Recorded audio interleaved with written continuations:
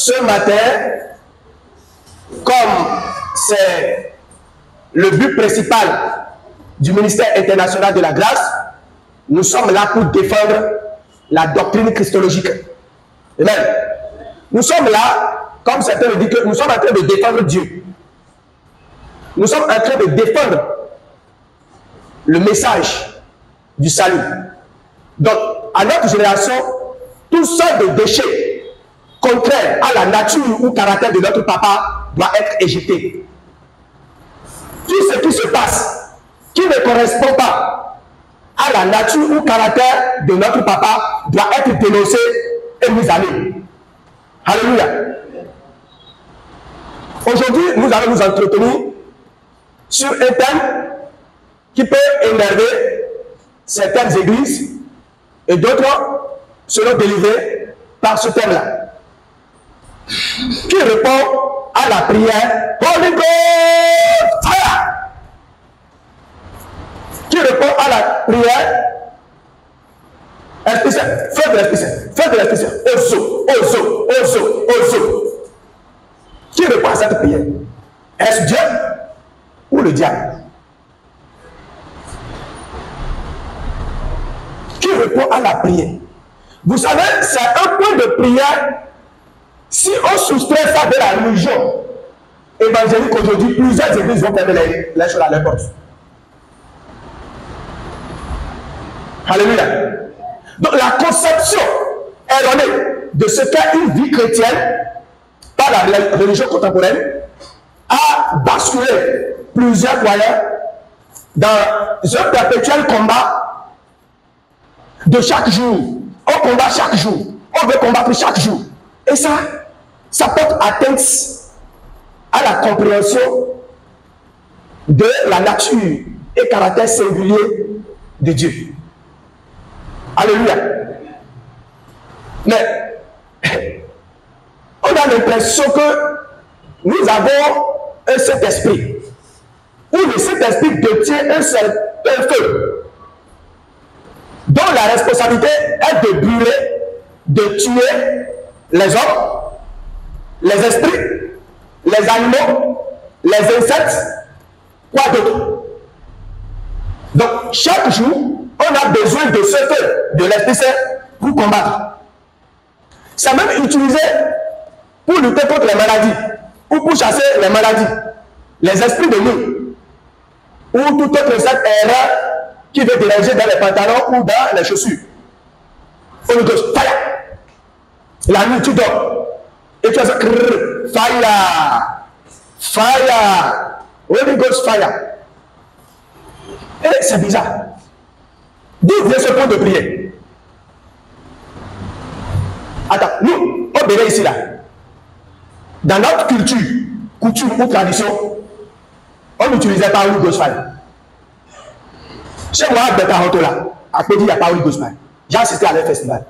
Que ce soit du côté des Angletons, ou même des docteurs traditionnels, Holy Ghost fire, ça n'existe pas. D'où vient Holy Ghost fire? Et que, nous avons dit que l'église de l'Union n'a pas commencé par Holy Ghost fire. Mais c'est sur quelle prière?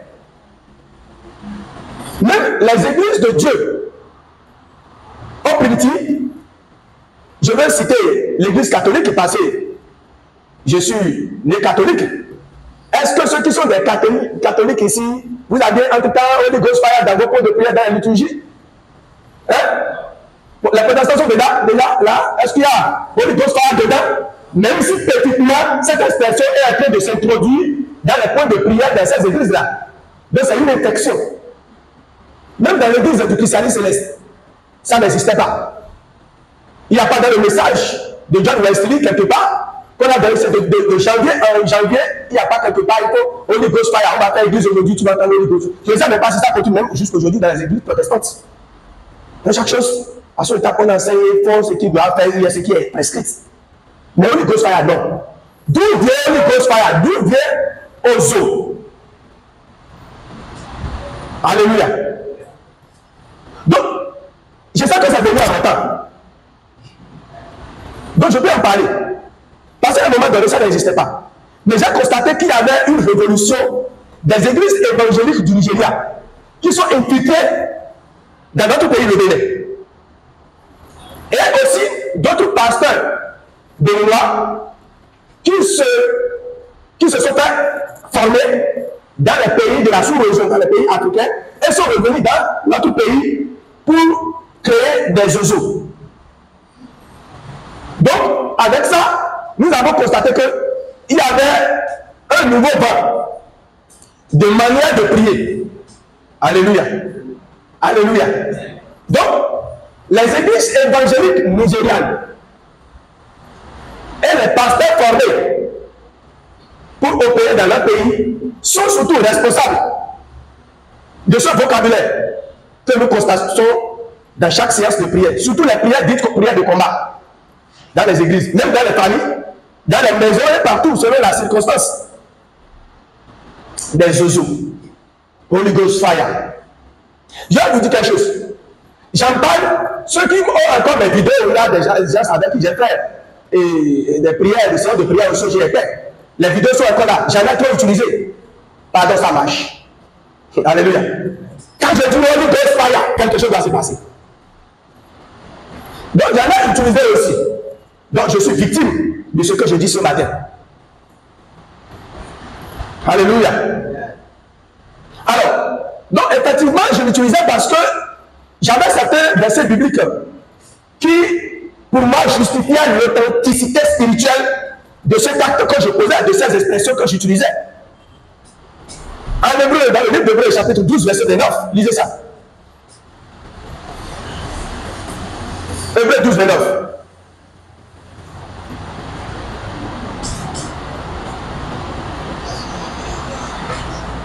Oui. Car notre Dieu est aussi un feu dévorant. Car notre Dieu est aussi un feu dévorant. Donc, comme Dieu est un feu dévorant, donc je peux utiliser, quand on dit Dieu est un feu, c'est comme on dit Dieu est à nous. Donc, Dieu est un feu. Mais le mot un, c'est comme si il est encore, on appelle Dieu est le feu. Est-ce que vous me suivez? Donc, Dieu est un feu dévorant. Ça veut dire qu'il y a d'autres feux. Mais pour Dieu, c'est un feu qui dévore. Alléluia. Mais quand je cherchais, j'ai dit que d'où vient ce verset-là même en hébreu. Dieu est un feu. Je suis reparti maintenant dans l'Ancien Testament. Vous avez trouvé ce verset-là. Je suis allé chercher ça dans Deutéronome. Alléluia. Deutéronome 4, 24. Là, vous allez comprendre avec l'apparition de ce verset. Ici. Quelqu'un va nous dire ça. Oui? Car l'éternel que Dieu est un feu dévorant, un Dieu jaloux. Car l'éternel que Dieu est un feu dévorant, un Dieu jaloux. Donc, voilà quelques versets utilisés pour montrer, même la Bible a dit que Dieu est un feu dévorant. Qu'est-ce que, monsieur Sylvain, qu'est-ce que vous êtes en train de dire? La Bible a dit ça. La Bible a même dit qu'il n'y a point de paix pour les méchants. Alors, attention, les méchants sont parmi nous. Si le feu dévorant de Dieu est là, tata, s'il faut finir avec lui, donc c'est un feu dévorant et qu'un ennemi veut finir avec moi, alors le feu le dévore. Ésaïe 48, verset 22. Ésaïe 48, verset 22.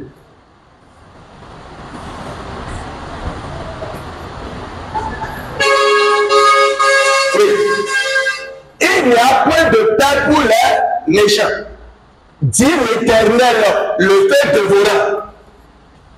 Il n'y a point de paix pour les méchants. Dit l'Éternel, un feu dévorant. Donc, ce qui peut se passer pour les méchants, vous savez déjà. Parce qu'il n'y a pas de paix pour les méchants. Alléluia. Maintenant, est-ce que c'est moi qui dévore ou bien c'est Dieu qui dévore? Donc, pour se sentir encore plus à l'aise, on dit la scène d'Élie. Élie, si vraiment je suis un homme de Dieu, alors que le feu vous dévore. 2 Rois, chapitre 1, verset 9 à 10. Là, Élie a appelé le feu sur des gens. Comme Dieu est feu, dévoreur. C'est bon, 2 Rois 1, 9. Deuxième Roi, chapitre 1, verset 9 à 10. Il envoya vers lui un chef de 50 avec ses 50 hommes. Ce chef monta auprès d'Élie, dit, Élie qui était aussi sur le sommet de la montagne. Il lui dit, homme de Dieu, le roi a dit, descends. Et il répond aux gens de 50, si je suis un homme de Dieu, que le feu descende du ciel et te consume, toi et tes 50 hommes. Et le feu descendit du ciel et le consuma, lui et ses 50 hommes. Alléluia. Amen. Ces versets-là sont utilisés pour se voir encore plus à l'aise. Et nous l'avons utilisé pour assassiner beaucoup de personnes, pour tuer. Mais là, la question, on constate ici, est-ce que cette prière est exaucée? Alléluia. Est-ce que la prière là est exaucée? Donc si on dit Holy Ghost Fire, est-ce que l'État vient? On constate effectivement que ça marche. Donc ça marche. Ça marche. Mais là, si ça marche, par quel pouvoir ça marche? La Bible dit dans Proverbe 18, verset 21. Lisez maintenant. Oui, Proverbe 18, verset 21. Oui. La mort et la vie sont au pouvoir de la langue. Quiconque l'aime en mangera les fruits. La mort et la vie sont au pouvoir de la langue. Alors, cette prière est exaucée. Mais qui exauce cette prière? Dieu ou le diable? Est-ce que c'est Dieu qui exauce cette prière ou bien c'est Dieu? Alors, pour mieux appréhender cette question, ça dit pour mieux savoir qui exauce la prière Holy Ghost Fire, nous devons chercher d'abord quelle est l'idée derrière cette prière. Ça dit quelqu'un qui dit Holy Ghost Fire. Quel expert? Pour lui, qu'est-ce qu'il veut constater? En visuel et en physique, apparemment.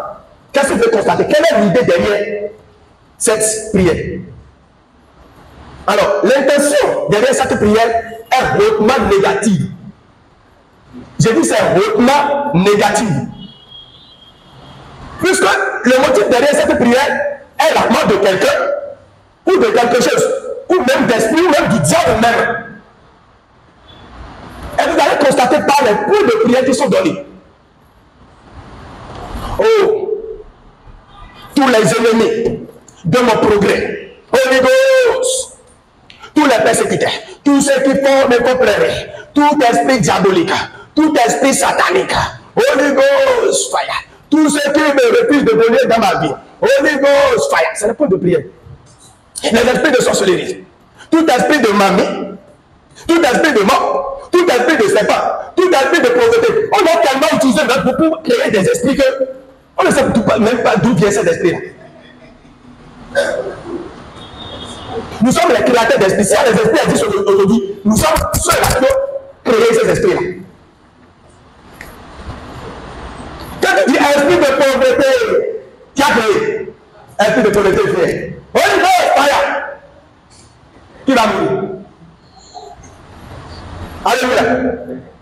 Nous avons tellement créé. Tout plein de l'ennemi. Que le Père du Saint-Esprit tombe sur vous. Holy Ghost Fire. Esprit. Donc, tous les jours, on chasse d'esprit dans les églises. Et cet esprit-là ne finit jamais. Depuis que moi je suis né. Donc, plus de 40 ans, j'ai plus de 40 ans. Donc, il y a des esprits qui arrivent depuis longtemps. On chasse jusqu'au bout. Les esprits sont encore là. Vous n'avez pas laissé ça une fois. Là, tout continue à appeler Holy Ghost Esprit, Holy Ghost Fire, esprit mauvais, esprit de mamie, esprit de pauvreté, esprit de famille, esprit de. Dans quel verset biblique il a dit ça? Alléluia. Alléluia. Mais, vous voyez, mais quand on prie cette prière, on constate que quelque chose se passe. de prier cette prière, on dit au nom de Jésus. Holy Ghost fire, au nom de Jésus. Oui. Tout ce que vous demanderez à mon Père en mon nom, qu'est-ce qui va se passer? Qu'est-ce qui va se passer? Matthieu 21, 22. Matthieu 21, 22. Matthieu 21, 22. Oui, tout ce que vous demanderez avec foi par la prière, vous le recevrez. Jean 14, 13. Jean 14, 13. Jean 14, 13. Oui. Et tout ce que vous demanderez en mon nom, je le ferai, afin que le Père soit glorifié. Donc, à base de ce verset, et la personne a demandé Holy Ghost fire, et ça s'est exaucé. Donc, il s'attaque à ce verset-là pour dire, j'ai demandé tout ce que vous demanderez en mon nom. Parce qu'il a dit au nom de Jésus. Et la chose s'est passée. Et il va dire, alors Dieu même a dit ça. Et même ce que j'ai fait glorifie Dieu. Mais la question est, est-ce que le Père détient en lui ces choses qu'on lui demande? Parce que le Père ne peut pas donner ce qu'il n'a pas. Alléluia. Il faut faire part de chaque responsabilité. Est-ce que le Père détient ce qu'on lui demande? Pour savoir bien sûr qui a exaucé cette prière. Alors pour répondre à cette interrogation, il est très très important de savoir le caractère et la nature de ces deux personnalités. Dieu et le diable. Si on arrive à trouver ce genre de choses en Dieu, ça veut dire qu'il est responsable des tueries que nous faisons avec ces feux-là. Alors, si nous admettons que Dieu est responsable, cela veut dire que Dieu détient le pouvoir de la mort. Et donc il peut tuer. Il serait alors un Dieu meurtrier et un Dieu de vengeance. Parce que l'idée dans laquelle on prie cette prière, c'est l'idée de vengeance. C'est l'idée de rancœur, c'est l'idée d'amertume. C'est l'idée de... Non. Donc on va transférer ces caractères-là pour venir en Christ pour faire un combat. Donc un cas où Dieu manifesterait, nous, ces choses-là feront partie de la nature ou caractère de Dieu. Nous dirons alors que Dieu est un Dieu de vengeance, Dieu est un Dieu qui tue, c'est un meurtrier. Alléluia. Or, rappelons bien sûr que Jésus-Christ est le dévoileur de la nature de Dieu. Donc, si Dieu doit faire quelque chose, nous allons voir Jésus. Si Jésus a fait la chose, vous pouvez faire la chose. Amen. Jésus est l'explication de Dieu pour l'humanité. Alors, il ressort. Donc, Jésus-Christ n'a rien fait d'autre que ce que le Père fait. On a vu ça dans Jean chapitre 5, verset 19. Jean chapitre 5, verset 19. Jésus reprit donc la parole et l'a dit. En vérité, je vous le dis, le Fils ne peut rien faire de lui-même. Il ne fait que ce qu'il voit faire au Père. Et tout ce que le Père fait, le Fils aussi le fait pareillement. Pareillement. Alléluia. Le Fils fait ce que le Père fait pareillement. Donc, le Fils de Dieu ne tue pas. Est-ce que Jésus a tué? Est-ce que Jésus a tué? Luc 9, verset 56. Luc 9, verset 56. On va encore. Oui. Car le Fils de l'homme est venu, non pour perdre les âmes. Une autre manière de dire perdre les âmes, c'est tuer les âmes. Pour perdre les âmes des hommes, mais pour les sauver. Et il allait dans un autre bout. Donc, ce que je retiens ici, le Fils de l'homme est venu. Qui est le Fils de l'homme? Donc, Jésus est venu, non pour perdre les âmes des hommes. Alléluia. Donc, Jésus n'est pas venu pour tuer. Et pour se laver des tueries, des actes de tuerie perpétrés dans l'Ancien Testament, il a dit dans Jean chapitre 8, verset 14, lisez. Pour montrer qu'il n'est pas dans... Jésus leur répond, quoique je rends témoignage de moi-même, mon témoignage est vrai, car je sais d'où je suis venu et où je vais. Mais vous ne savez d'où vient ni où je vais. Verset 10. Chapitre 10, verset 10. Verset 15 dit quoi ici? Verset 15 dit.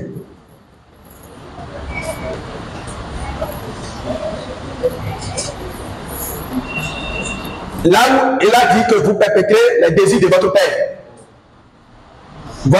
Il a maîtrisé depuis le début. C'est... Ok, allons-y. 40. Ok, pourquoi ne prenez-vous pas mon langage? Parce que vous ne pouvez écouter ma parole. Vous avez pour père le diable. Et vous voulez accomplir les désirs de votre père. Vous voulez accomplir les désirs de votre père. Vous voulez accomplir les désirs de votre père. Il a été maîtrisé dans le commencement. Et il ne tient pas dans la vérité parce qu'il n'y a pas de vérité en lui.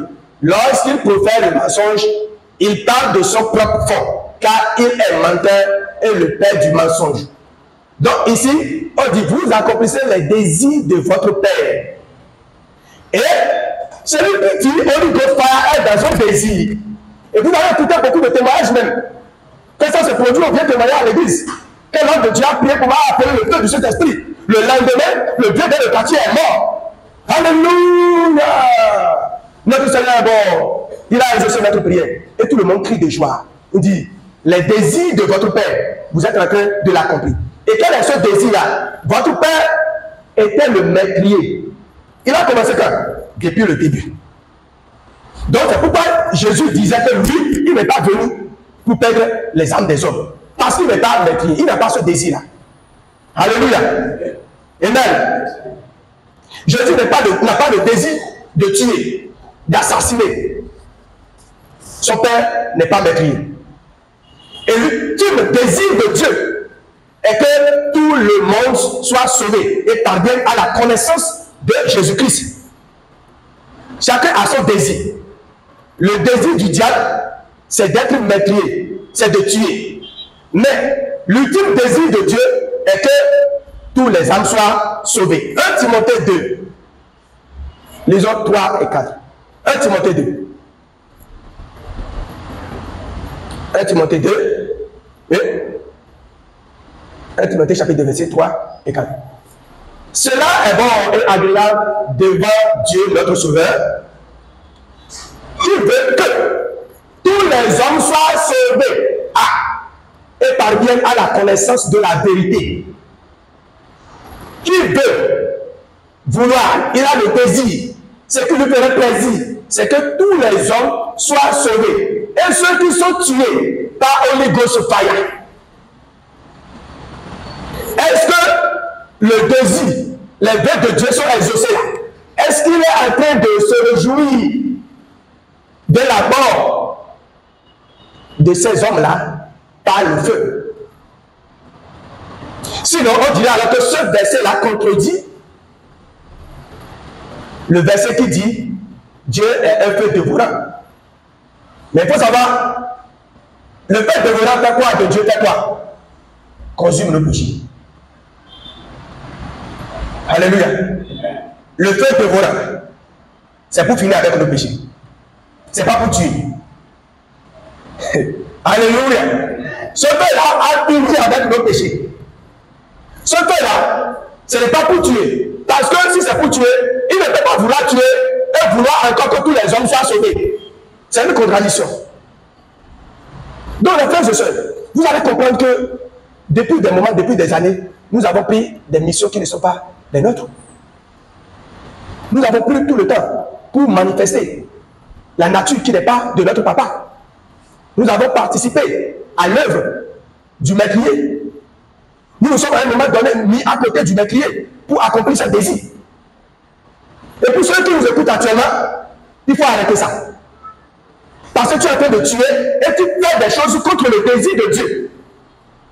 ne t'a pas dit de tuer quelqu'un, si on te tuait toi là, si on te tuait là, toi tu serais sauvé. Tu ne serais pas sauvé. Si Dieu tue, quelle est sa différence entre Dieu et diable? Alléluia. Donc, nous avons manifesté pendant des années les attributs qui ne sont pas les nôtres. Même si cette prière était exaucée, cela ne veut pas dire que Dieu l'a exaucée. Mais plutôt, c'est le diable qui a exaucé cette prière. Alléluia. Parce que Jean 10 a dit quoi? Le voleur ne va pas voir. Le voleur ne vient que pour dérober, égorger et détruire. Ici, il doit y avoir le dispatching. Voilà l'œuvre du voleur. Qui est le voleur? Le diable est le voleur. Donc, en cas de dérobes, de vol, en cas où quelqu'un sera égorgé ou détruit, c'est l'œuvre du voleur. Donc, ceux qui cherchent à dérober, à égorger, à détruire sous le nom de Jésus-Christ, tu es en train d'accomplir l'œuvre du diable. Mais la deuxième partie dit, je suis venu afin que les brebis aient la vie. Afin que les brebis aient la vie. Qui a le jeu là? Donc, tu ne peux donner que ce que tu as. Il dit, je suis venu pour donner la vie. C'est ce qu'il a, c'est la vie qu'il a, c'est ça qu'il donne. Et qu'elle soit dans l'abondance. Amen. Ça, c'est le désir de ton papa. Ce n'est pas, il n'a pas le désir d'un maîtrier. Il n'est pas un maîtrier. Alléluia. La raison pour laquelle Jésus donne la vie, c'est parce que lui-même est la vie. Tandis que la raison pour laquelle le diable tue, c'est parce qu'il détenait la puissance de la mort. J'ai dit, il détenait. Mais, vous comprenez? Mais maintenant, cette puissance de la mort n'est plus avec lui. Alléluia. Alléluia. La puissance de la mort lui a été déjà arrachée. Hébreux 2,14. Hébreux 2,14.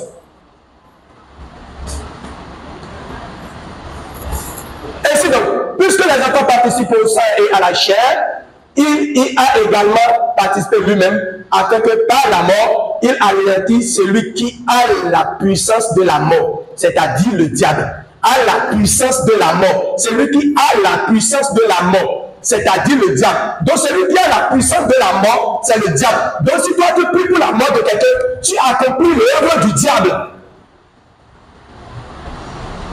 Si c'est l'œuvre de Dieu que tu viens accomplir, sors, va prêcher la bonne nouvelle pour que les âmes soient sauvées. Mais ne te réjouis pas parce que tu as prié, quelqu'un est mort. Ça ne met pas ta force. Ta force se retrouve dans le fait que tu as prêché la bonne nouvelle et la personne ou l'âme quitte la position de la perdition au salut. Tu es fort. Ce n'est pas le nombre de personnes qui utilisent ta prière pour tuer dans le quartier.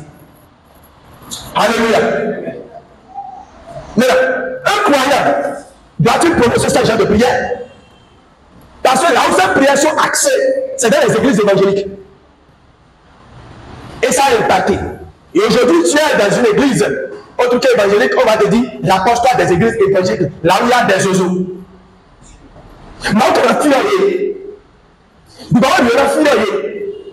Le peu de l'esprit, c'est pas le brûler. Et tu vois, toi, on va tout faire avec amertume. Amertume, on va le brûler. Donc, on fait comme ça, ça dit, on manifeste. Comme Dieu est amer, donc il faut faire ça. Il doit pouvoir dans la vengeance, quoi. Et on attribue Dieu avec ça. Qu'est-ce que ça se passe? On dit, maman, c'est des métiers. Dans le bon.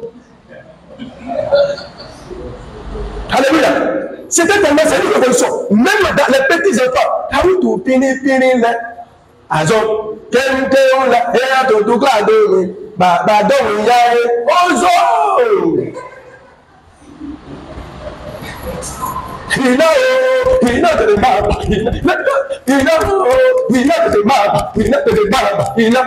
c'est que c'est la guerre, on va tuer, la guerre. Alléluia. Alléluia. Jean 3, verset 17. Jean 3, verset 17. Oui. Dieu, en effet, n'a pas envoyé son Fils dans le monde pour qu'il juge le monde, mais pour que le monde soit sauvé. Pour que le monde soit sauvé. Ce n'est pas pour que le monde soit brûlé. Luc 9, 56. Luc 9, 56.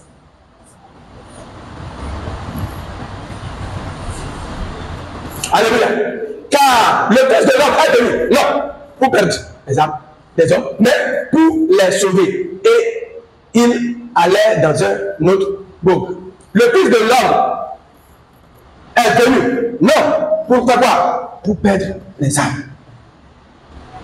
Pour perdre les âmes. Des fois, quand vous venez dans ce message, franchement, vous demandez si on ne peut pas s'appuyer avant de prier 4 prières pour avoir de dessus sur les ennemis. Tu ne peux pas prier cette prière. Il nous a défendu même de prier cette prière-là. Exode 20, verset 13. Exode 20, verset 13. Oui. Exode 20, verset 13. Tu ne tueras point. Hey, Dieu merci pour le salut, j'ai tué. J'ai tué. Merci pour le salut. Tu ne tueras point. Et là, point. Maintenant, on est à l'aise aujourd'hui dans le fait de tuer. Et ça nous fait plaisir. Et c'est ça, on voit l'église évangélique qui est fort. C'est là où quand le pasteur parle, auto. Nous sommes meilleurs. Alléluia. Tu ne vas pas voir. Tu es rapport. Pourquoi il dit tu ne tueras pas? Parce que ce n'est pas dans ses attributs. Ce n'est pas sa mission. Ce n'est pas en lui. Parce qu'il sait que ce n'est pas ses caractères, ce n'est pas dans sa nature de tuer. Deutéronome 5, verset 17.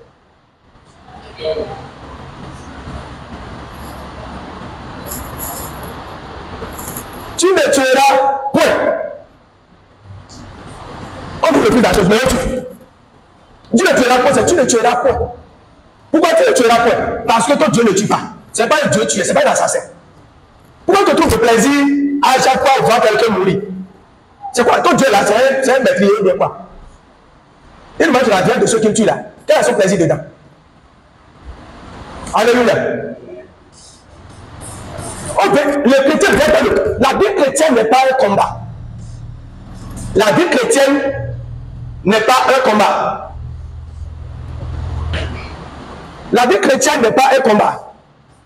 C'est un repos. La vie chrétienne n'est pas un combat, mais c'est plutôt un repos. Venez à moi, vous qui êtes fatigués, et je vous donnerai du repos. Quand vous venez à Christ, vous êtes au repos. La vie chrétienne est un repos. Ce n'est pas un combat. Quand vous êtes en Christ, c'est pour vous reposer. Ce n'est pas pour tuer. Matthieu 11, verset 23, verset 28. Matthieu 11, 28. Oui. Matthieu 11, 28.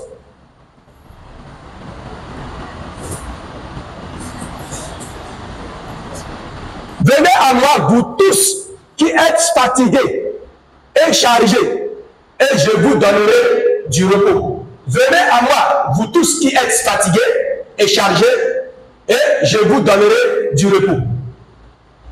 Et certaines personnes disent non. Si tu veux prier Holy Ghost Fire, c'est la nuit profonde, à partir de minuit jusqu'à 1h comme ça. Et le président, il a dit que l'heure ne doit pas à notre ministère. À partir de minuit, le sorcier ne doit pas dormir.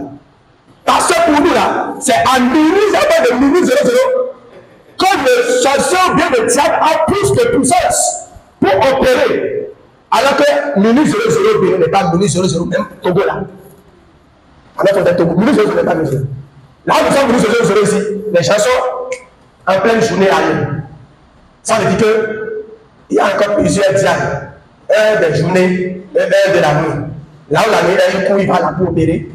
et celui de la journée au père là-bas. La stupidité. Et tu refuses de dormir la nuit. À cause de quelqu'un qui a déjà vaincu. Et après, tu utilises encore certains versets bibliques pour montrer que Christ a déjà vaincu le monde. Et pourtant, tu combats encore. Au moment où Christ dit, reste au repos. Tu ne dors pas. Tu es en Christ. Vous voyez, c'est tellement grave. Si je n'ai pas accepté Christ, j'étais au repos. Il n'y a pas de problème. Mais maintenant que j'ai accepté Christ, je suis rentré dans le combat. Et on dit, ah, c'est ceux qui sont en Christ qui rencontrent les problèmes, qui combattent. Quand tu es en Christ, il faut combattre. Hein. C'est un combat. La Bible de chrétienté, c'est un combat. Hein. C'est un combat. Et si c'est ça, mais qui dedans, non? Combien tu veux dedans pour combattre? Si on veut combattre, je vais dans l'armée. C'est un combat. Donc ceux qui ne sont pas en Christ ne veulent pas combattre. Moi, je suis en Christ, c'est un combat. Allô? Alléluia. Amen. Ah, le Seigneur est bon. Le Seigneur est bon. 1 Jean 4. 1 Jean 4. 1 Jean 4. 1 Jean 4. Vous, petits enfants, vous êtes de Dieu. Et vous les avez vaincus. Ce n'est pas que vous allez les vaincre. Ce n'est pas que vous les vaincrez. Vous les avez vaincus. Mais tu combats quoi? Vous les avez vaincus là, c'est quoi? Vous les avez vaincus parce que celui qui est en vous est plus grand que celui qui est dans le monde. Qui est en toi, frères et sœurs. Et tu fuis le sorcier avec Jésus-Christ. Donc le sorcier fait peur à Jésus-Christ et tu cours comme c'est toi qui gardes Jésus là. Donc tu cours. Tu cours pour que Jésus soit sauvé. Vous les avez vaincus parce que celui qui est en vous est plus grand que celui qui est dans le monde. Si vous les avez vaincus, vous savez, ces esprits-là, tu ne peux pas les vaincre sans vraiment jeûner et prier pendant 40 jours. Donc, la force divine s'assoit. Et la force de l'homme se met en opération parce qu'il veut vaincre le vaincu. Celui qui a déjà vaincu, il veut vaincre encore la personne. Donc, c'est comme chercher à attraper le vent. Tu le fais bien, il t'a dit. La personne est vaincue, ce n'est pas du mensonge. Alléluia. Le diable est déjà vaincu. Ce n'est pas difficile. Le problème que nous avons, c'est que nous citons les versets bibliques, mais nous refusons d'accepter la vérité dans le verset. Et de nous approprier de cette vérité. Parce que c'est ça qui fait votre équilibre spirituel. Ça reconnaître que l'année est déjà vaincu, donc il y a plus quelque chose que je dois vaincre encore. Jean 16, 33. Jean 16, 33.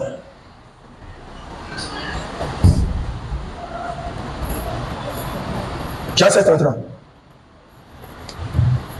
Je vous ai dit ces choses afin que vous ayez la paix en moi. Afin que vous ayez la paix en moi. On n'a pas la paix. On veut chercher encore. Tu vas chercher comment donner la nourriture à tes enfants. Chercher comment te nourrir. Tu vas chercher encore comment tuer le sorcier. Comment vaincre encore la famille. Les problèmes familiaux. Tu n'as pas la paix. La paix, c'est qui? Vous, je vous ai dit ces choses afin que vous ayez la paix en moi. Vous aurez des tribulations dans le monde. Mais prenez courage. Mais prenez courage. Mais prenez courage. J'ai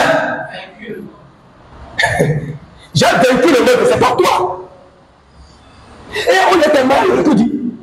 Si ce n'est pas la prière que j'ai faite dans le terrain, je ne peux pas. J'ai prié. J'ai prié. C'est pourquoi nous regardons. Nous regardons au terrain de la vie. Cette prière, c'est la prière. Pour faire quoi? Tu veux prier pour faire quoi? C'est pour que tu vainques le monde. Mais Jésus dit, j'ai vaincu le monde. Jésus dit quoi? J'ai vaincu le monde. Frère, je sais en Christ, le combat est terminé. Alléluia. Le combat est terminé. Je ne sais pas quelle réalité de vie tu es en train de te passer. Mais je te dis, le combat est terminé. Dans le livre de Colossiens, chapitre 1, verset 12 à 14, la Bible nous a dit quoi? Qu'est-ce qu'on a fait? Il a commencé par remercier l'Éternel de ce qu'il a déjà fait. Colossiens, chapitre 1, verset 12. Rendez grâce au Père. C'est votre point de prière. Le point de prière, c'est de faire quoi? De rendre grâce au Père. Qu'est-ce qu'il a fait? Il vous a rendu capable d'avoir part à l'héritage des saints. Il vous a rendu capable d'hériter ceux qui ont reçu le salut dans la lumière, c'est-à-dire dans Jésus-Christ. On y va. Qu'il a fait? Il nous a fait quoi? Il nous a délivré de la puissance des ténèbres. Il nous a délivré de la puissance des ténèbres. Il est sous la puissance des ténèbres. Il faut vraiment qu'on intense sur notre prière. Alléluia. Nous sommes au repos. Le combat est terminé. Il nous a délivré de la puissance des ténèbres. Et il nous a pas laissé là où il nous a délivré.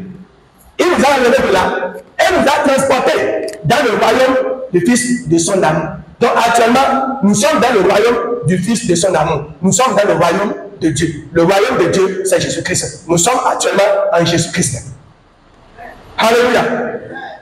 Le combat est terminé. Car en Christ, c'est la paix. On ne lutte plus.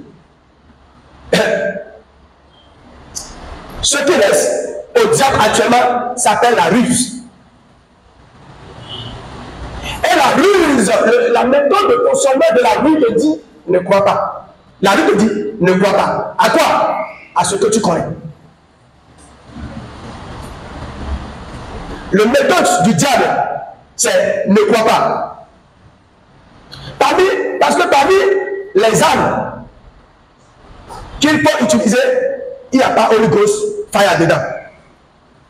Dans Éphésiens, chapitre 13, chapitre 6, verset 13 à 17, quand vous lisez, vous n'allez pas trouver Holy Ghost Fire.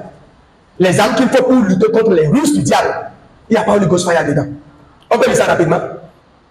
On va passer à Holy Ghost Fire dedans. Oui, c'est pourquoi prenez toutes les armes de Dieu afin de pouvoir résister dans le mauvais jour et tenir ferme après avoir tout surmonté.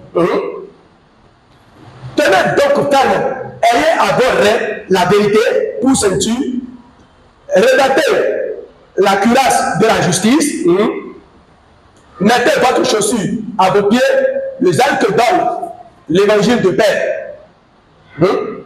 Prenez par-dessus tout cela le bouclier de la foi avec lequel vous pourrez éteindre tous les traits enflammés du malin.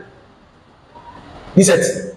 Prenez aussi le casque du salut et l'épée de l'esprit qui est la parole de Dieu. Et chacune de ces choses qu'on a demandé d'utiliser ont leur signification. Dans nos messages sur notre forum, vous allez voir que le vice-président a développé de long en large ce thème-là et a donné la signification de chacun de ces choses-là. Mais il n'y a pas quelque part où, il n'y a pas quelque chose là qui veut dire le feu de l'esprit, c'est Holy Ghost Fire. Il n'y en a pas là. Donc, s'il n'y a pas ça là, qu'est-ce qu'on nous demande? Le renouvellement de notre pensée. Le renouvellement de notre pensée. 2 Corinthiens chapitre 10, verset 5. Notre pensée est polluée. La religion a pollué notre pensée. Et nous sommes en Christ. Nous ne savons pas qui nous sommes en Christ. Après avoir accepté Christ, la première des choses qu'il faut connaître, c'est qui tu es maintenant. C'est-à-dire ta nouvelle identité en Christ. Ta nouvelle personnalité maintenant. C'est ça qu'il faut chercher. Nous renversons les raisonnements de toute hauteur qui s'élève contre la connaissance de Dieu. Alléluia. Quand les ruses viennent, qu'est-ce que ruse te fait? Ruse te donne des raisonnements. Et qu'est-ce que ces raisonnements te disent? Ne crois pas. C'est ça qu'on appelle se lève contre la connaissance de Dieu. Le raisonnement te dit non, ce n'est pas vrai. Voilà qui tu es. Donc toi, commence par chercher qui tu es désormais. Qui tu es en Christ. Tu es une nouvelle créature. Tu es justifié. Tu es en Christ, tu es imperturbable. Celui qui est en toi est plus grand que celui qui est dans le monde. Ce n'est plus toi qui dis, c'est Christ qui dit en toi. Qui veut te tuer, il a tué d'abord Dieu. Après, il tue Christ avant de te retrouver. Parce que Dieu, nous sommes en Christ, Christ en Dieu. Donc, on ne peut pas te tuer, frères et sœurs. Cesse alors de crier Holy Ghost Fire pour lui. Sinon, tu t'as donné volontairement au diable pour t'utiliser pour accomplir ses désirs. Ici, on dit, nous renversons les raisonnements de toute hauteur qui se lève contre la connaissance de Dieu. Et nous amenons toute pensée captive à l'obéissance du Christ. Renverser tout à l'obéissance du Christ. Parce que Christ a déjà tout fait. Christ nous a déjà tout donné. Il a déjà vaincu le monde. Il a déjà rendu public l'œuvre du monde, l'œuvre du diable. Donc nous jouissons simplement de ce que Christ a déjà fait. Donc pour nous, nous allons d'abord nous approprier de qui nous sommes maintenant en Christ.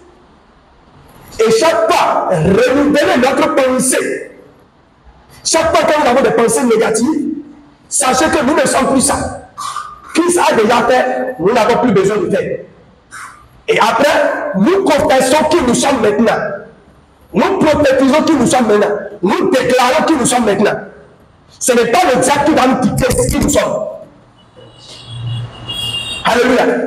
Nous ne sommes pas ce que le diable dit nous sommes. Nous sommes ce que nous sommes maintenant en Christ. Et en cela que nous remercions Dieu. Alléluia. Donc la prière du chrétien, c'est la prière du remerciement. Partout où on prie, c'est le remerciement. Après le remerciement, tu déclares maintenant qui tu es. Tu déclares qui tu es. Tu déclares ce que tu possèdes déjà. Tu déclares ce que tu as déjà en Christ. Alléluia. Frères et sœurs, pour conclure, comme je l'ai dit, le combat est terminé. Ça ne reste que la ruse du diable. Et comment fonctionne la ruse? La ruse te dit, ne crois pas à ce que Christ a dit. Et si tu dis ça, tu prends ce que Christ a dit pour dire, voilà ce que Christ a dit. Et c'est ce que Christ a dit que je suis. Et il se tait. Et tu déclares maintenant, voilà qui Christ a dit je suis. C'est ça que je dis. C'est tu prophétises. Tu déclares, voilà qui je suis. Il dit non, tu n'es pas ça. Je dis c'est ça. Et tu es convaincu et sûr que c'est ça que tu es. Ça va te permettre de dormir à l'aise, de faire économie des sacrifices, économie d'énergie, et rendre gloire à Dieu pour ce qu'il a fait et non ce que toi tu as fait. Parce que nous ne vivons plus, c'est Christ qui vit en nous. Si nous ne vivons plus, celui qui ne vit plus n'a plus la force d'appeler le feu. Quelqu'un qui est mort n'a pas la bouche pour appeler le feu. L'œuvre du feu, les plans du feu, c'est bien dépassé. Élie a perdu beaucoup d'âmes pour Dieu. Ceux qui devraient accepter la bonne nouvelle, Élie les a tous tués. Et on n'a pas vu quelque part, et Dieu était content de l'œuvre accomplie par Élie. Car Dieu n'est pas un Dieu tué. Frères et sœurs en Christ, Holy Ghost Fire n'est pas pour notre génération. Notre génération est une génération du salut des âmes. Et le Seigneur Jésus est glorifié. Merci.